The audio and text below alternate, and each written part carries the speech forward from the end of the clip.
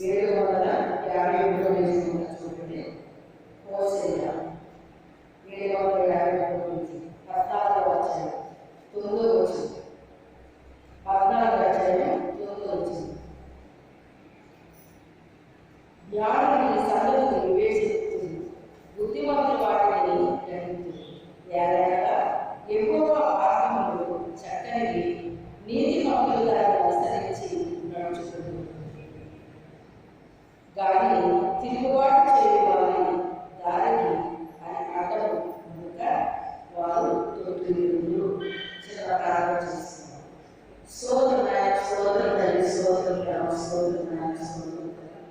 అతుల సింహాసనమై ఆశ్రయించుడైన తల్లి, నా నోట నా శరీరం నా ఆశ్రయంలో నా విమోచన ప్రాణికుల రక్షణగా వివరణాల్సి ఆకాశంలో పడ్డారు.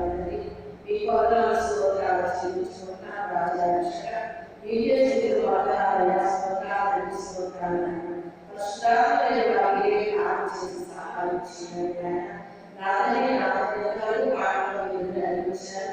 నా తల్లి ఆయన ప్రభావ నా తల్లి సమయంలో ఇది వాటి ద్వారా నాతో బాగా మాట్లాడండి. ప్రభావ వచ్చి మాట్లాడుతుంది. నీ మెరుగైన మరుగైన స్వరంతో మాట్లాడి సహాయం చేయండి. ఇందులో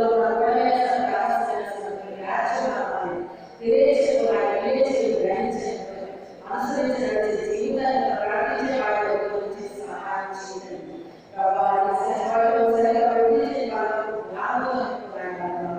అయ్యా నూతనమైన శైలి బోధించడానికి నూతనమైన ప్రదేశాలను గ్రహించండి. పరిశుద్ధాత్మగా ఆలోచించి సహాయం చేయండి. యేసు అపరిశుద్ధ నామములో వేడుకుంటున్నాము తండ్రి. ఆమేన్. హల్లెలూయా. దేవుని నామమున కాకండి. ఈ యొక్క సమయంలో మరి దేవుని వాక్యాన్ని మనం విందాం. జ్ఞానులు ఈ సంగతులు వివేచింపరు, బుద్ధిమంతులు వాటిని గ్రహింతురు అంటున్నాడు. జ్ఞానం కలిగిన వాళ్ళు అటండి దేవుని యొక్క సంగతులు ఏం చేస్తారట? వివేచిస్తారటండి. బుద్ధిమంతులు అయితేనట వాటిని ఏం చేస్తారటండి? గ్రహిస్తారటండి. దేవుడు ఏం మాట్లాడుతున్నాడు మనతోటని ఏం చేస్తారట? గ్రహిస్తారటండి. వినగలిగిన చెవి, గ్రహించే హృదయం ఎవరిస్తారు? దేవుడిస్తాడు. ఎప్పుడిస్తాడు మనకి? యెహోవా యందు భయభక్తులు మనం ఎప్పుడైతే కలిగి ఉన్నామో అప్పుడే మనకి ఏమిస్తాడట? వినగలిగిన చెవి ఇస్తాడట, గ్రహించే హృదయం ఇస్తాడటండి. వినగలిగే చెవి అంటే దేవుని మాటలు వినే చెవి ఉండాలండి. ఏముండాలి? దేవుని మాటలు వినే చెవి ఉండాలి. అన్ని మాటలు వింటారు కానీ దేవుని మాటలు వినరండి చాలామంది. అవి అసలు ఇష్టం ఉండదు అన్నమాట. కానీ వినుట మట్టుకు వింటారు కానీ గ్రహింపరు అంటాడు. కానీ బుద్ధిమంతులైతే ఏం చేస్తారటండి? గ్రహిస్తారు అని చెప్తున్నాడండి. గ్రహిస్తారని చెప్తున్నాడు. మనము బుద్ధి కలిగిన వారమైతే దేవుడు మనతో ఏం మాట్లాడుతున్నాడు అనేటువంటిది మనకు అర్థమైపోతూ ఉంటుంది. బుద్ధి లేదనుకోండి, కొంతమంది ఏం చెప్తారంటేని నిజంగా ఈరోజు వాళ్ళతోనే మాట్లాడాడండి, వీళ్ళతోనే మాట్లాడాడండి, వాళ్ళతోనే మాట్లాడాడండి, నిజంగా పలానోళ్ళు వచ్చి ఉంటే చాలా బాగుండండి, వాళ్ళు రాలేదు కానీ ఈ వాక్యం సరిగ్గా వాళ్ళకి సరిపోయిందండి, ఇలా చెప్తూ ఉంటారన్నమాట. నిజంగా వాళ్ళకి సరిపోతే వాళ్ళే వచ్చి విందురు. అది కరెక్ట్ కాదది. నాతో మాట్లాడు ప్రభువా అని మనం రావాలి దేవుడి దగ్గరికి. ఎలా రావాలి?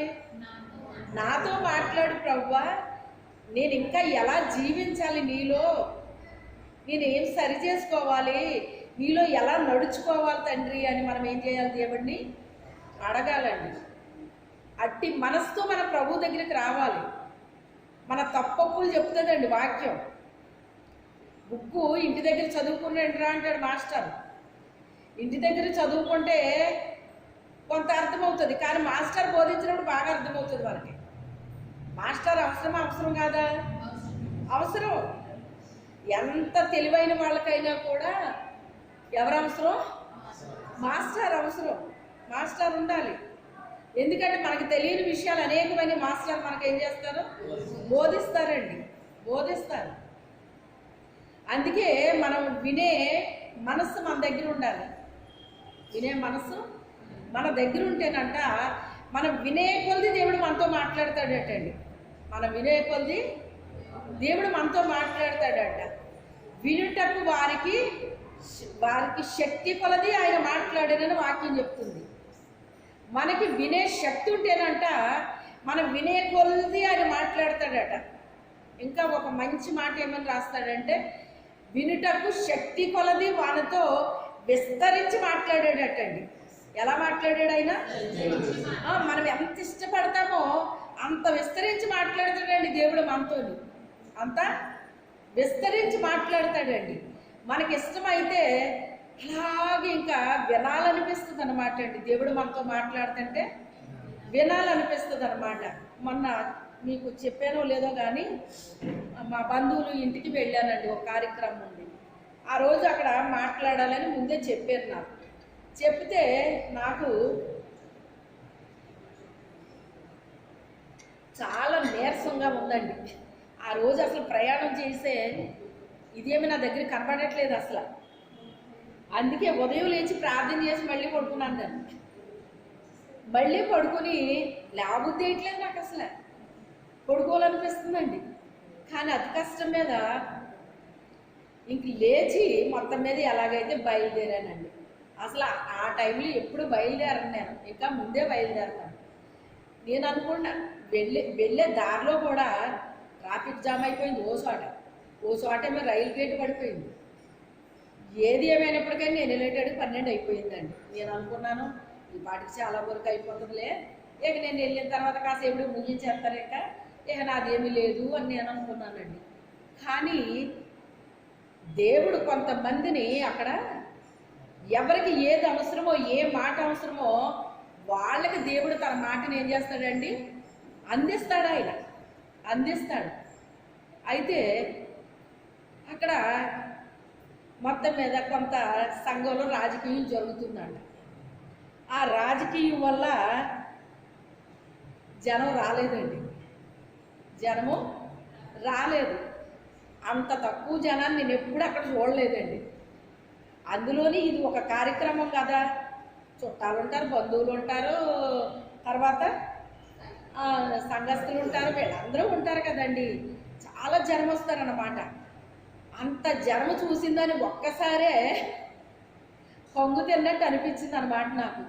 ఇదేంటి ఇలా జరుగుతుంది ఏంటి అనిపించింది నేను చూడగానే. అనిపించి అయినా సర్లే ఏది ఏమైనప్పటికైనా కాసేపటికి అయిపోద్దిలే, నేను త్వరగా వెళ్ళిపోవచ్చు అనుకుంటున్నాను. నేను అనుకుని వెళ్ళేసరికి మొత్తం మీద పాస్ట్ గారు నా చేతికి అప్పగించేశారు. ఒక 5 నిమిషాల్లో ఆయన నాకు ఇచ్చేసారండి. ఇచ్చేస్తే నిలబడిన తర్వాత ఎక్కడి నుంచి వచ్చారో తెలియదండి. దేవుని యొక్క మహాకృప ఏంటో నాకు తెలియదు కదండి. జనం రావడం మొదలు పెడతారండి. అప్పుడు వరకు వాళ్ళు ఎక్కడ ఉంటారో తెలియదు. ఊళ్ళ నుంచి వచ్చిన వాళ్ళు అప్పుడే వచ్చారండి, అక్కడ ఉన్న వాళ్ళు కూడా అప్పుడే వచ్చారండి. మొత్తం మీద నేను వెళ్ళేసరికి ఎంత జనం ఉన్నారో దానికి రెట్టింపు కంటే ఎక్కువ వచ్చేసారు. హల్లెలూయా వచ్చేసారు. మైక్ సెట్ కూడా లేదండి. ఎందుకని మైక్ సెట్ కూడా పెట్టలేదు. మరి కారణం ఏంటి నేను అడగలేదు. ఎందుకని నా నీరసానికి అక్కడ మైక్ సెట్ లేకపోవడానికి ఎలా ఉంటుందో మీరు ఒకసారి ఆలోచించండి. ఆ పాస్టర్ గారు స్వరం కూడా నాకు అసలు వినబడలేదండి. అంత దూరానికి నాకు వినబడలేదు అసలు. ఇక నా స్వరం ఏం వినబడుతుంది అని నేను అనుకుంటున్నాను అన్నమాట. సర్లే మరి నాకు ఇచ్చారు కదా, తప్పదు కదా అని చెప్పేసి నిలబడ్డాను. నిలబడి మాట్లాడుతుంటే చాలా నిశ్శబ్దంగా అయిపోతారండి. దేవుని మహాకృప వలన అది ఒకటి ఉంటుందండి. అప్పటి వరకు గందరగోళంగా ఉంటుంది కానీ చాలా నిశ్శబ్దం అయిపోతారన్నమాట. అయిపోయేది. వస్తున్నారు కానీ వచ్చి కామ్గా కూర్చుంటున్నారన్నమాట అండి. కామ్గా కూర్చుని మొత్తం మీద వాక్యాన్ని వింటున్నారన్నమాట. ఏది ఏమైనప్పటికైనా లేట్ అయిపోయింది అనకుండా అసలు అలా వింటున్నారన్నమాట అండి. ప్రజలు ఎలా వింటున్నారు? దేవుడు మనతో ఎప్పుడైతే మాట్లాడుతున్నాడో మనం ఎక్కడికి వెళ్ళిపోతాము? ఆయన స్వాధీనంలో తీసుకెళ్ళిపోతాడండి మనల్ని. అదే దేవుడు మనతో మాట్లాడకపోతే మనకి ఎంత కష్టంగా ఉంటుందంటే, బాబోయ్ ఎప్పుడు ముగించేస్తారు వీళ్ళు, ఎప్పుడైపోద్ది, ఎందుకంటే మాకు తెలుసు అనేక మందిరాల్లో మేము చూస్తూ ఉంటాం కనుక టైం చూసుకుంటూ ఉంటారండి. టైం చూసుకోవడమే కాదండి, చెప్పే వాళ్ళకి కూడా టైం చూపిస్తారంట. ఏం చేస్తారు? చెప్పే వాళ్ళకు కూడా టైం చూపిస్తారన్నమాట. మన రంపచోడవరాన్ని ఒక చోట మీటింగ్స్ బాగా జరుగుతాయి అని జరిగితే ఆ మీటింగ్లో ఇంతకే దెయ్యం ఆ చర్చి పెద్దలోనే దెయ్యం పనిచేస్తుంది అనమాట అండి. వచ్చిన వాళ్ళకి బయటికి వెళ్ళిపోయి గుమ్మం దగ్గర నుండి టైం చూసి టైం చూపిస్తూ ఉంటాడంట. ఇంకా ఆపేయండి టైం అయిపోయింది అనేసి. ఇలా చాలా చోట్ల మేము చూసామండి.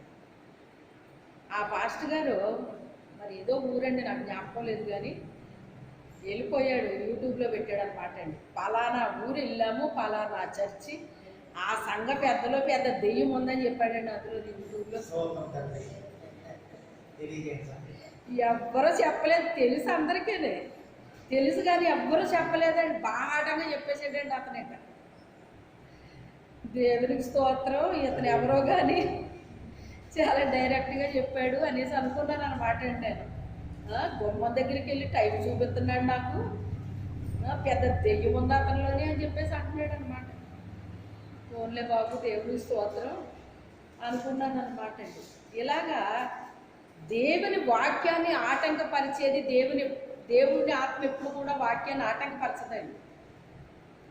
కొంతమంది సేవకులు కూడా అసహనానికి గురైపోతారండి వాక్యం చెప్తుంటే. వాళ్ళు కూర్చోలేరు, వాళ్ళు వినలేరండి. ఇదంతా మాకు తెలియదండి, మాకు ఎప్పటి నుంచో తెలుసు అన్నట్టు ఉంటారు కొంతమంది ఏంటంటే ఏమో ఏడలోంచి దేవుడు ఏం మాట్లాడతాడు అంటూ వినేవాళ్ళు కొంతమంది ఉంటారు. అలా వినేవాళ్ళు చాలా తక్కువ ఉంటారు, విన్నోళ్ళు చాలా ఎక్కువ మంది ఉంటారు అనమాట. ఇలాంటివి ఎప్పటి నుంచో వింటున్నాం, చెప్తున్నాము, ఇంకేంతసేపు చెప్తాడులే సోదని కొంతమంది అంటారు, అదని కొంతమంది, ఇదని, ఇలా రకరకాలుగా మాట్లాడుతూ ఉంటారండి. ఏది ఏమైనప్పటికైనా దేవుడు మనతో మాట్లాడుతుంటే అది మనకి ఎప్పుడైతే మనం సిద్ధపాటుగా వచ్చామో దేవుని దగ్గరికి, అది వినే కొలది మనకి ఎలా ఉంటుందండి? ఇంకా దేవుడు నాతో ఏమైనా చెప్తే బాగుండు, ఇంకా నా జీవితంలో నాకు ఏది అవసరం అది అయినా మాట్లాడితే బాగుండు, నాకు చెప్పయ్యా. నేనైతే అట్టి ప్రార్థన చేసుకునేదాన్ని అండి. ప్రభువా, నేను వెళ్తున్నాను, నాతో మాట్లాడు, ఇంకా నేను ఎలా జీవించాలి, ఎలా నడుచుకోవాలి, నేనేం చేయాలి, ఏం చేయకూడదు, ప్రతి దాన్ని చాలా నిశ్చితంగా దేవునితో చెప్పుకునేదాన్ని అండి. చెప్పుకున్నప్పుడు వెళ్ళినప్పుడు దేవుడు నాతో మాట్లాడుతూ ఉండేవారు. మీకు చెప్పాను, మొన్నే ఆదివారం చెప్పాను. నాకు భోజనం మీద కంటే ఎక్కువ ఆత్మీయ భోజనం అంటే ఎక్కువ ఇష్టపడేదాన్ని అండి. ఎప్పటికీ ఆ ఆశ నాకు ఉంటుందన్నమాట, ఎప్పటికీ ఆ ఆశ ఉంటుంది. అందుకే దేవుడు ఆ ఆశ ఎప్పుడైతే మనకుందో, ఆ తృష్ణ ఎప్పుడైతే ఉందో, మరి ఆయన మనతో కూడా ఆయన మాట్లాడుతూ ఉంటారండి. మనతో మాట్లాడడమే కాదు, కానీ అనేక మందికి చెప్పేవారుగా మనల్ని చేస్తాడండి. అయితే ఏది ఏమైనప్పటికైనా దేవుని యొక్క మహాకృప వల్ల అక్కడ కూడా దేవుడు వాడుకున్నారండి. హల్లెలూయా. అయితే ఇక్కడ ఏం చెప్తున్నాడు అంటే, జ్ఞానవంతులంట ఏం చేస్తారట అండి?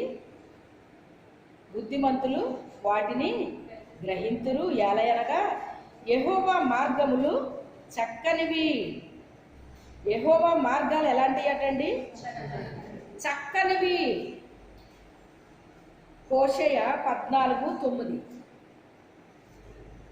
యెహోవా మార్గములంట చక్కనివి, నీతిమంతులు దాన్ని అనుసరించి నడుచుకుంటారు అని చెప్తున్నాడు.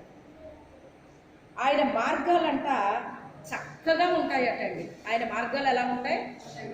చక్కగా ఉంటాయండి. వంకర టెంకరగా ఉండవండి, అస్తవ్యస్తంగా ఉండవండి. ఆయన మార్గాలు చాలా చక్కగా ఉంటాయటండి, చక్కగా ఉంటాయంట. ఆ చక్కని మార్గంలో ఎవరు నడుచుకుంటూ వెళ్తారంటున్నాడు ఆయన? నీతిమంతులైతేనంట దానిని అనుసరించి నడుచుకుంటూ వెళ్ళిపోతారటండి. పూర్వము నడుచుకుంటూ వెళ్ళే రోజుల్లోని పలానా ఊరు వెళ్ళాలి బాబు, ఎలా వెళ్ళాలి అంటే తిన్నగా వెళ్ళిపోండి అని చెప్పేవారు. లేకపోతే ఇలా కుడి వైపుకి తిరగండి, ఎడం వైపుకి తిరగండి, అది ఇది అని చెప్పేసి వాళ్ళ అడ్రస్ చెప్పారంటే కరెక్ట్గా వెళ్ళి వాళ్ళ ఇంటి దగ్గర పెట్టేటట్టు చెప్పేవారండి పూర్వీకులు. ఇప్పటికే కొంతమంది చెప్తారనుకోండి, దేవుని స్తోత్రం. అయితే ఆ మార్గం ఎలా ఉంటుందంటే చాలా చక్కగా ఉంటుందటండి. ఎలా ఉంటుంది? చక్కగా ఉంటుందంట. ఆ చక్కని మార్గంలో ఎవరు పడితే వాళ్ళు నడవరటండి. ఎవరు నడుపుతారు?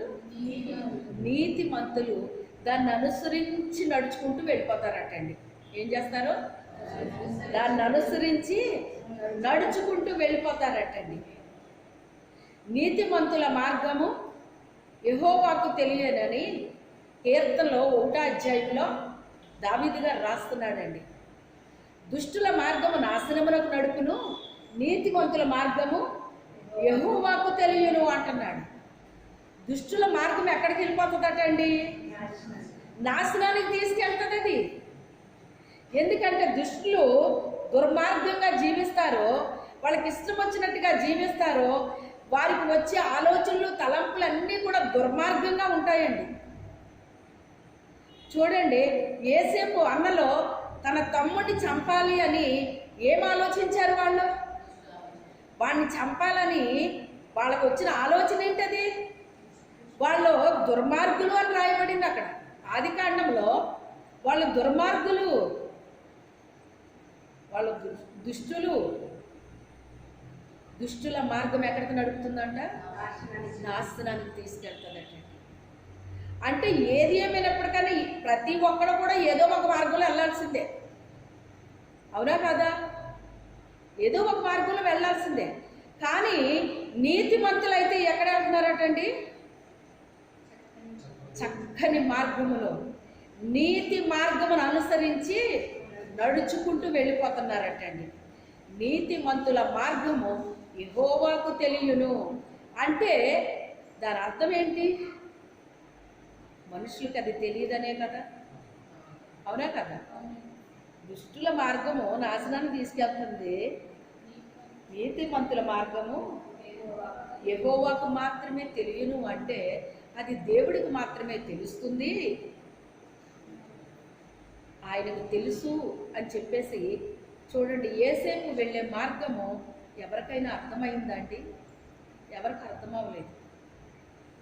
వాళ్ళ అన్నలు అనుకున్నారు, వీడేదో పెద్ద నీతిమంతులాగా మా గురించి చెప్తాడేటి, నాన్నకన్నీ వీడు పితూరులు చెప్తున్నాడు అని చెప్పేసేసి వాళ్ళు అనుకున్నారండి. పితూరులు చెప్పలేదు, వాళ్ళు మంచి మార్గంలో నడిస్తే బాగుండని ఆశపడ్డాడండి అతను. కనీసం తండ్రి అయినా వాళ్ళని గద్దిస్తే వాళ్ళు మంచి మార్గంలో నడుస్తారేమో అని ఆశతో తండ్రికి కంప్లైంట్ చేస్తున్నాడు వాళ్ళ గురించి. నాన్న, బయటికి వెళ్ళిన తర్వాత అన్నలు ఇలా జీవిస్తున్నారు, వాళ్ళ మార్గాలు ఇలాగ ఉన్నాయి, వాళ్ళ యొక్క క్రియలు ఇలాగ ఉన్నాయి, వాళ్ళ పద్ధతులు ఇలా ఉన్నాయి, ఇంటి దగ్గర చాలా బుద్ధిమంతుల్లాగా ఉన్నారు, కానీ వీళ్ళు బయటికి వెళ్ళాక చూడాలి నాన్న వీళ్ళ పరిస్థితి అని చెప్తుంటే తండ్రి వాళ్ళని గద్దిస్తున్నాడటండి. అప్పుడు ఇతని మీద ఏమొస్తుంది? కోపం వస్తుంది. కోపం వచ్చి వీడేదో పెద్ద నీతిమంతుల్లాగా మన గురించి చెప్తున్నాడు, వీడు ఇంటికి వచ్చి ప్రతిరోజు నాతో మనల్ని ఏం చేస్తున్నాడు, వీడు తిట్టిస్తున్నాడు అని చెప్పి వీడికి పాపం వాళ్ళు బాగుపడాలని అందరూ చెప్తున్నాడు, కానీ వాళ్ళు నాశనం అయిపోవాలని చెప్తున్నాడండి?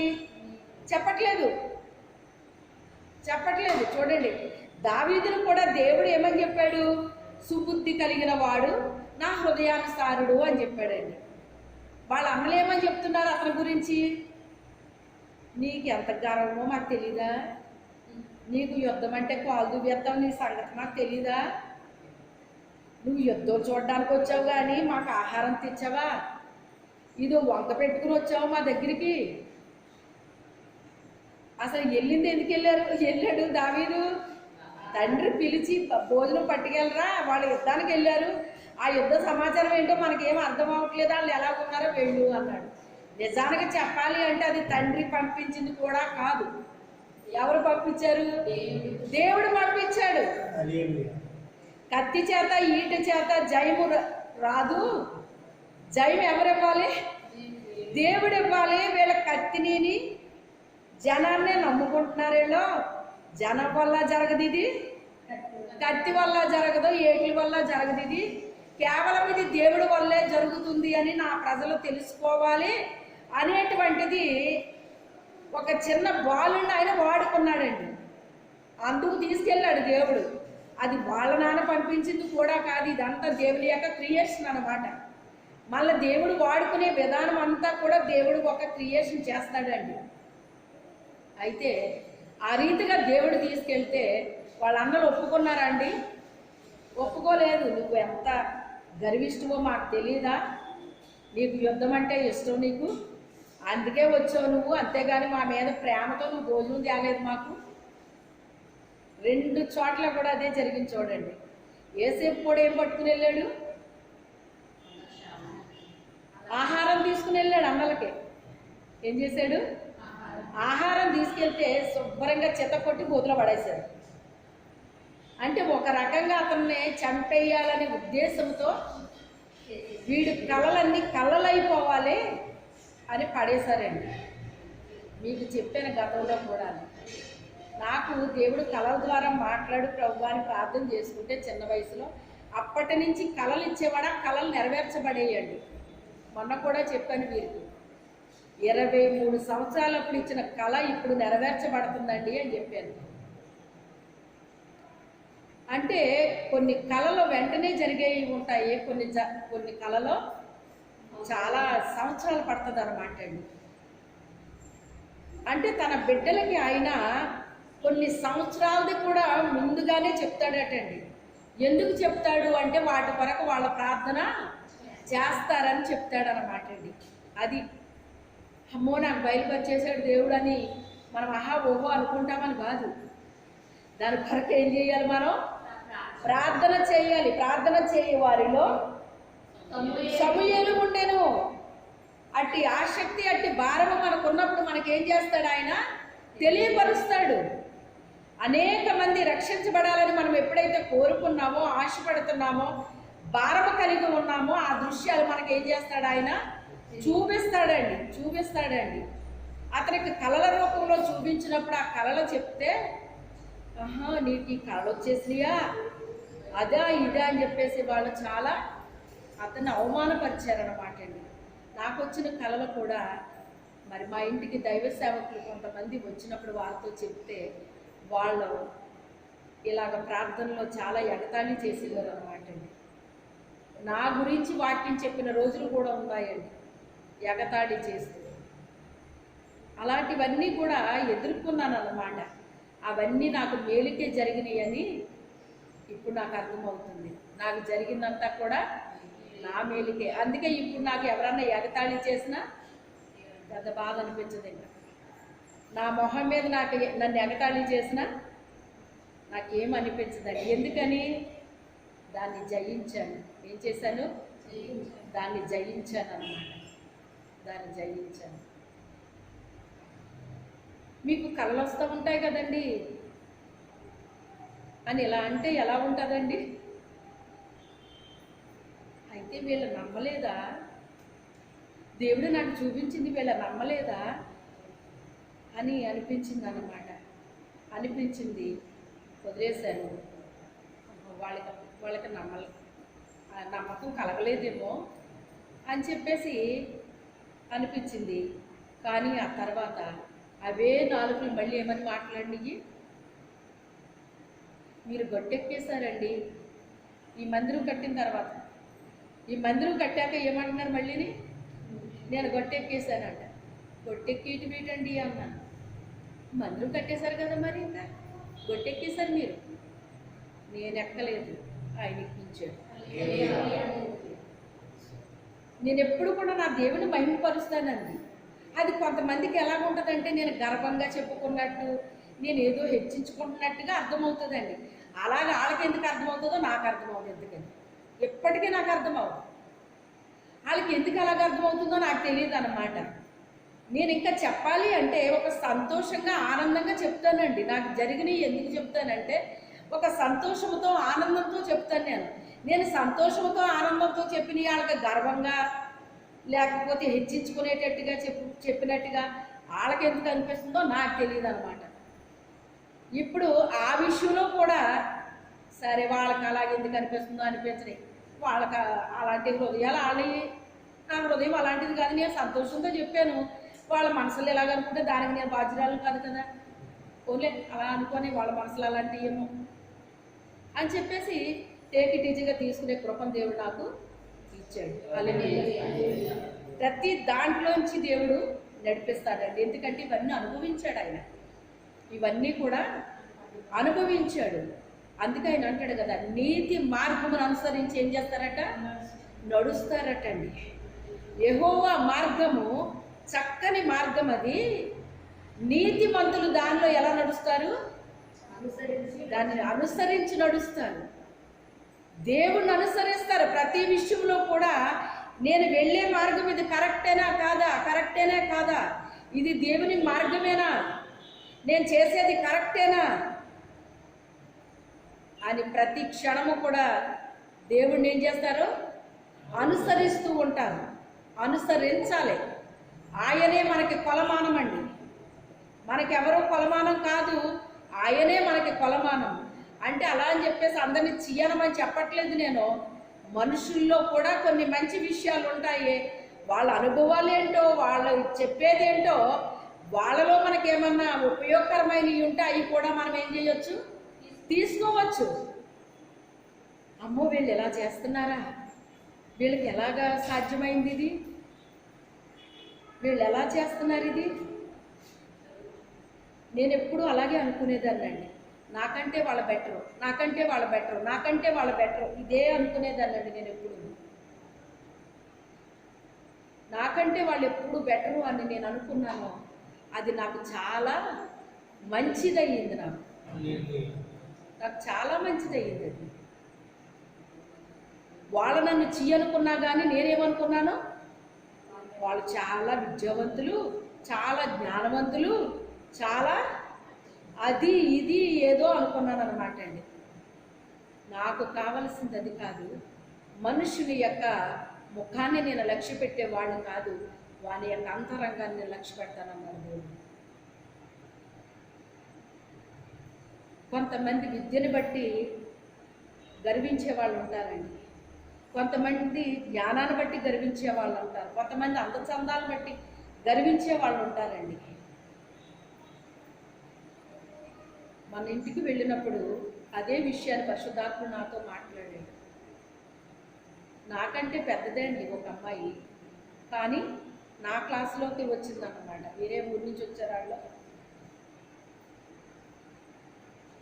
నాతో కలిసిందనమాట క్లాసులో. మందిరానికి కూడా నేను వెళ్ళే మందిరానికే వచ్చేది.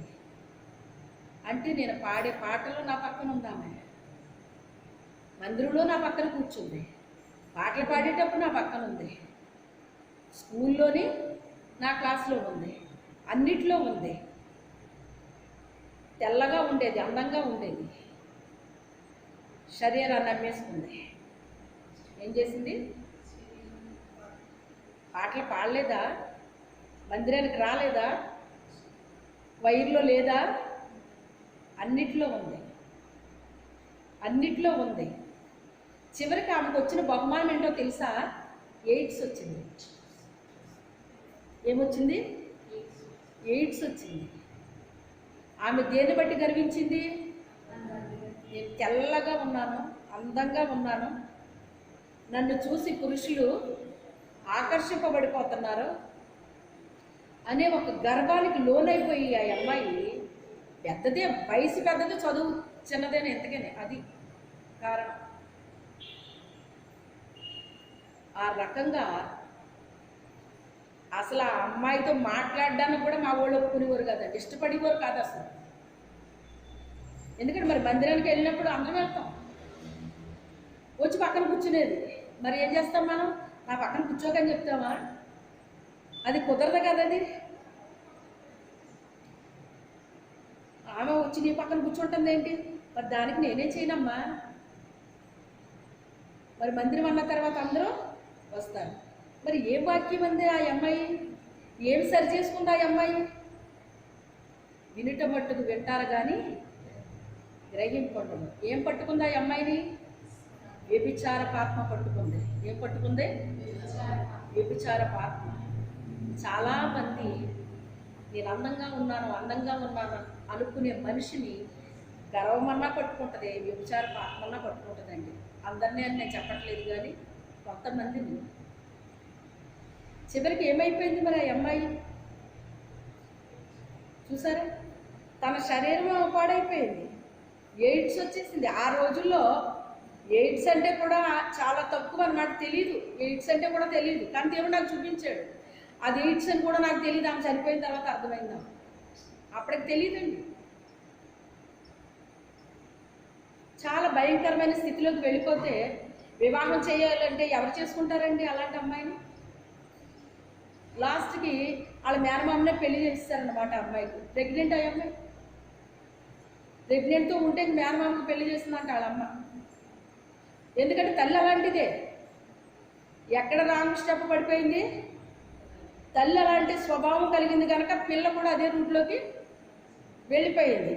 కొడుకున్నాడు, కొడుకు కూడా అలాగే అయిపోయాడు. ఎక్కడ తప్పు జరిగింది? తల్లి దగ్గర తప్పు జరిగింది. అక్కడ ఇంక తల్లే అలాగైపోతే ఇంక పిల్లల్ని ఏం గర్దిస్తుందామే? తల్లి కరెక్ట్గా ఉంటే పిల్లలు గర్దిస్తారండి. తల్లి కరెక్ట్ లేనప్పుడు ఇంక పిల్లలు గర్దిస్తారా? గర్దించలేదు. అది తప్పు అని చెప్పలేదు. మా పాస్టర్ గారికి మంచినీళ్ళు తీసుకొచ్చేది వాళ్ళ అమ్మ. ఎత్తడి చెంబు తెల్లగా మంచిగా తోమేసి వాటర్ తీసుకొచ్చి అక్కడ పెట్టేది అన్నమాట. ఎవరు తీసుకొచ్చి పెట్టేవారు కాదు, వాళ్ళకి తెలిసేది కాదు. పాస్టర్ గారికి మంచినీళ్ళు పెట్టాలన్న విషయం కూడా వాళ్ళకి తెలియదండి. అప్పుడు ఆవిడ చక్కగా తోమేసి ఏంటి ఎత్తడి చెంబు కదా, మెరిసిపోద్ది అనమాట అండి. అది ఆ చెంబు తెచ్చి అక్కడ పెడితే మా పాస్టర్ గారు ఈ చెంబు ఎవరు తెచ్చారని, మొత్తం మీద నీళ్ళు ఎవరు తెచ్చారు అని చెప్పేసి ఆయన ప్రతీదీ అడిగేవారు. సుమండి ఆయన అడగకుండా ఏది చేసేవారు కాదండి ఆయన అసలు. అప్పుడు ఎవరు తెచ్చారు, ఈ చెంబు ఎవరు తెచ్చారు, నీళ్ళు ఎవరు తెచ్చారు, ఏంటి ఎవరు పెడుతున్నారు ఇక్కడ తెలుసుకుంటే పలానా మనిషి అని తేలిందనమాట. ఇంకెప్పుడు ఆ మనిషిని ఇక్కడ మంచిని పెట్టొద్దని చెప్పండి అన్నాడు ఆయన. అలా ఎవరు పెడితే వాళ్ళ దగ్గర భోజనాలు చేసేవారు కాదు, వాళ్ళు ఇచ్చి నీళ్లు కూడా తాగేవారు కాదండి ఆయన. అంత ఖచ్చితంగా ఉండేవారు ఆయన. అందుకే ఆయనకి అగ్ని లాంటి దైవజనుడు అని పేరండి. అయితే ఆ రీతిగా అమ్మాయి ఏం జబ్బు తెచ్చుకుంది? మేనమామను పెళ్లి చేశారు, 4 అమ్మాయిలు పుట్టేశారంట. అట మాకు తెలీదు అంటే మరి నాకు వివాహం అయిపోయింది, ఇంక మేము బయటకు వచ్చేస్తాం, ఇంక ఏమీ తెలియదు అనమాట. ఇంకా 4 అమ్మాయిలు పుట్టేశారు. పుట్టేసిన తర్వాత ఇంక ఎయిడ్స్ వచ్చేసింది. అప్పుడు బ్రతకాలని ఉంది అమ్మాయి, కానీ చనిపోయింది. నిన్న వచ్చేసేటప్పుడు పరిశుద్ధాత్మ దేవుడు ఎందుకు నాకు ఆ విషయాన్ని జ్ఞాపకం చేసి ఆయన అంటున్నాడు, అందము మోసకరము, సౌందర్యం వ్యర్థము, యెహోవా యందు భయభక్తులు కలిగిన స్త్రీ. మరి నేను ఎందుకు వెళ్ళొచ్చాను? నేను వెళ్ళింది బంధువుల ఇంటికే, కానీ అక్కడ ఏం చేశాను నేను? మరి అనేక ప్రాంతాల్లో దేవుని యొక్క మాటలు బోధించడానికి వెళ్తున్నాను. ఈరోజు యూట్యూబ్ ద్వారా కూడా బయటికి వాక్యం వెళ్తుంది. ఇటు రీతిగా నన్ను ఆయన వాడుకున్నాడు. గల కారణం ఏంటి? ఆ అమ్మాయి వైరులో ఉంది, పాటలో పాడింది, వాక్యం చెప్తుంటే చదివేసింది, ఇన్ని ఉన్నాయండి. కానీ ఆ స్పిరిట్ ఆమెను ఏం చేసింది? పట్టేసింది. అందుకే మీకు చెప్తూ ఉంటాను నేను, వాక్యం చెప్పినంత మాత్రాన, చదివినంత మాత్రాన, ప్రార్థన చేసినంత మాత్రాన, ఉపవాసాలు ఉన్నంత మాత్రాన వాళ్ళ దేవుని ఆత్మ కలిగిన వాళ్ళని ఎప్పుడు కూడా మనము నమ్మేయకూడదు అంటాను. వాళ్ళ దేవుని ఆత్మ కలిగిన వాళ్ళైతే యెహోవా ఆయన మార్గాన్ని అనుసరించి నడుస్తారు. ఏసేపు నడవలేదా? ఆయన మార్గాన్ని అనుసరించి, చెప్పండి, అనుసరించి నడిచాడా లేదా? అతను పాపము చేసే అవకాశం కలిగినా కూడా అతను ఏం చేశాడు? పారిపోయినందుకు నిందేశారు. అక్కడ అతను పాపము చేస్తే అతనికి నింద రాదు, పారిపోయినందుకు నింద వచ్చిందండి. సాతానుడు ఏ రకంగా మనిషిని అపవిత్రపరచాలని చాలా ప్లాన్స్ చేస్తాడండి, తెలుసా మీకు? చాలా ప్లాన్స్ చేస్తాడు. కానీ మనము ఆయన అంగీకరించిన బిడ్డలమైతే, ఆయన రక్తంలో కడగబడిన వాళ్ళమైతే, ఆయన ఆత్మచేత నడిపించబడిన వాళ్ళమైతే ఆయన మార్గంలో వెళ్ళడానికే మనం ఇష్టపడతాం. నిందైనా పడతాం కానీ ఆ పని మాత్రము చెయ్యరండి. అదే చెప్తున్నాడు కదా, నా దేవుని దృష్టికి నేను ఎంత దుష్కార్యము నేను ఎలా చేస్తాను. ఎందుకంటే ఇక ఆ తర్వాత అతనికి దిక్కు లేదు. ఇంకా అక్కడ ఆ తర్వాత ఇంకా అక్కడ దిక్కు లేదు. అయినా కూడా అతను పాపం చేయడానికి ఇష్టపడలేదండి, ఇష్టపడలేదు. కానీ దేవుడు తన పట్ల కలిగి ఉన్న చిత్తాన్ని నెరవేర్చాడా లేదా? నెరవేర్చాడా లేదా?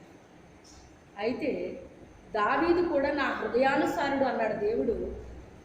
కానీ ఒక చోట ఎందుకు అతను పాపంలో పడ్డాడు?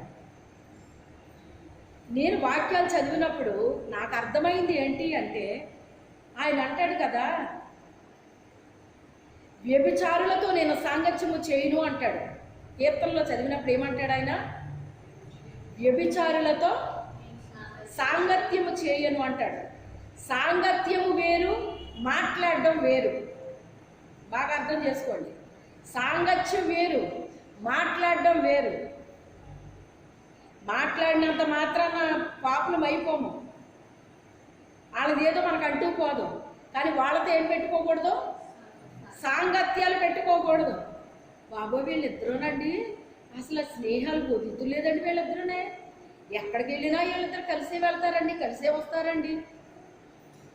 ఓ సంతకి వెళ్ళినా ఇద్దరు వెళ్తారండి, లేకపోతే ఓ మార్కెట్కి వెళ్ళినా ఇద్దరు వెళ్తారండి, ఓ బట్టల షాప్కి వెళ్ళినా ఇద్దరు వెళ్తారండి, ఒక ఊరు వెళ్ళినా ఇద్దరు వెళ్తారండి. వీళ్ళు అసలు ఎక్కడా కూడా విడిచిపెట్టరండి ఇద్దరు ఒకరినొకరు.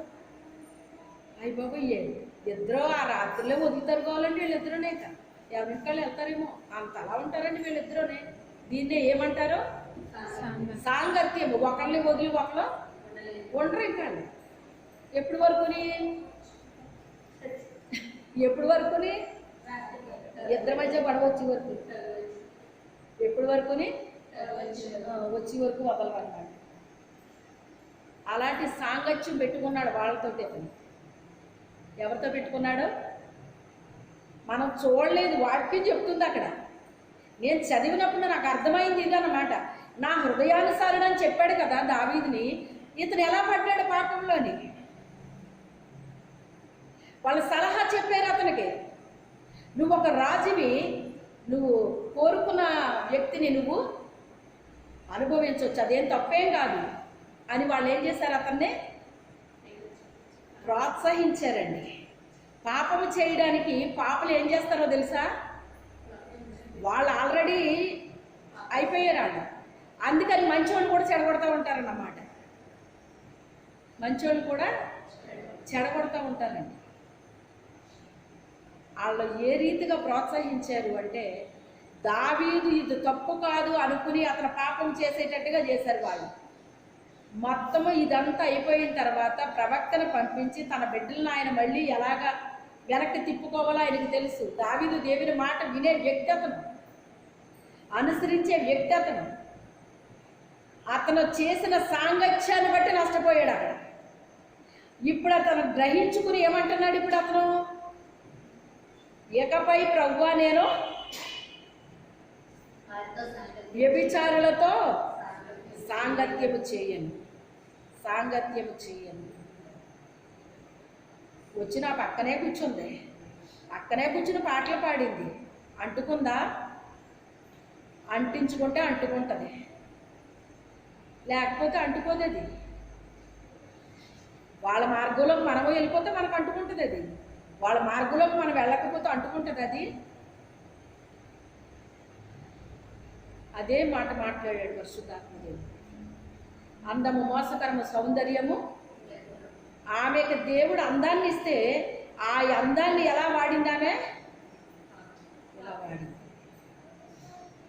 అందుకే పిల్లలకి తల్లి లేకుండా అయిపోయింది. తర్వాత భయంకరమైన వ్యాధికి గురైపోయింది.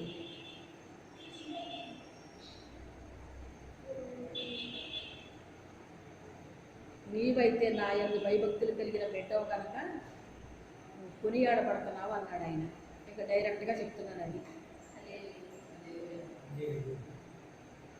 మరి అనేక ప్రాంతాల్లో దేవుడు నిలబెట్టుకున్నాడు, వాడుకున్నాడు కదండి. ఎప్పటికే వాడుకుంటున్నాడు కదా. ఎందుకని? ఆయన యందు భయము భక్తి కలిగి ఉండాలి.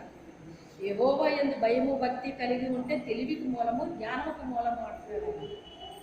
ఆ భయభక్తులు ఎప్పుడు కలిగి ఉన్నామో ఆయన త్రోవల్లో మనం ఎలా నడుస్తామంట? నీతి మార్గం అనుసరించి. ఆయన మార్గం ఎలా ఉందన్నాడు? చక్కగా ఉందంటండి. ఆ చక్కని మార్గంలో మనం ఎలా నడుస్తాము?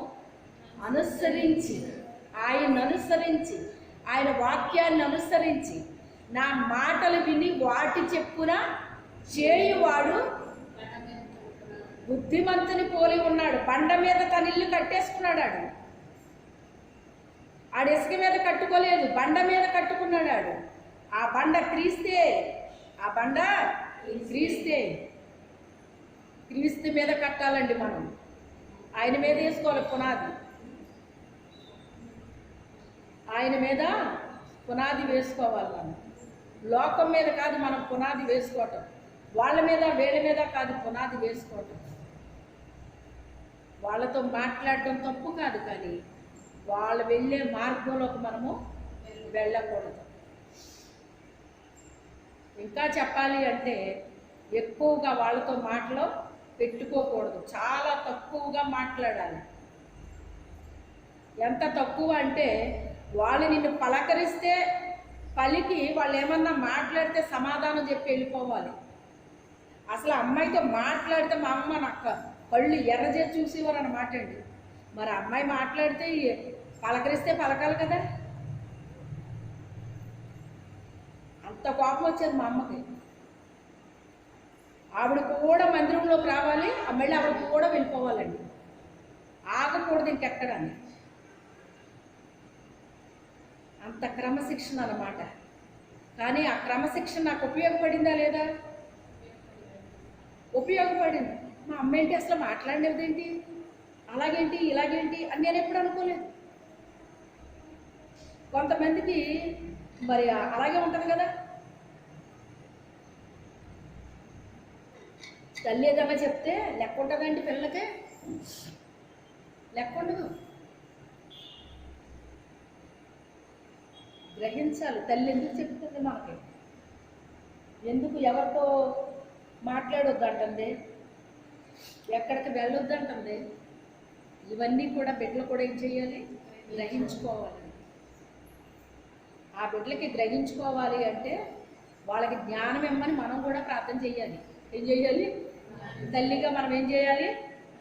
ప్రభువా నేను చెప్పినా ఆమెకు అర్థం అవ్వట్లేదు తండ్రి, ఆమెకి నువ్వేమి జ్ఞానమే నాయన గ్రహింపి తండ్రి అని చెప్పేసి ప్రార్థన చేయాలి.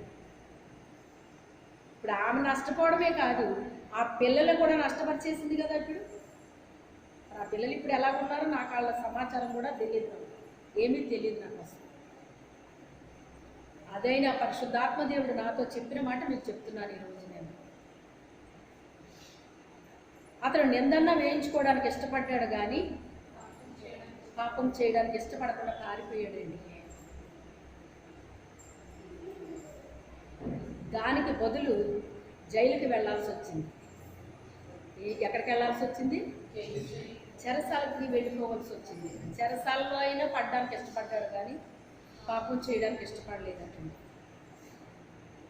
అతను పాపం చేసుంటే గనక అతని దర్శనాన్ని అతను కోల్పోలేదు.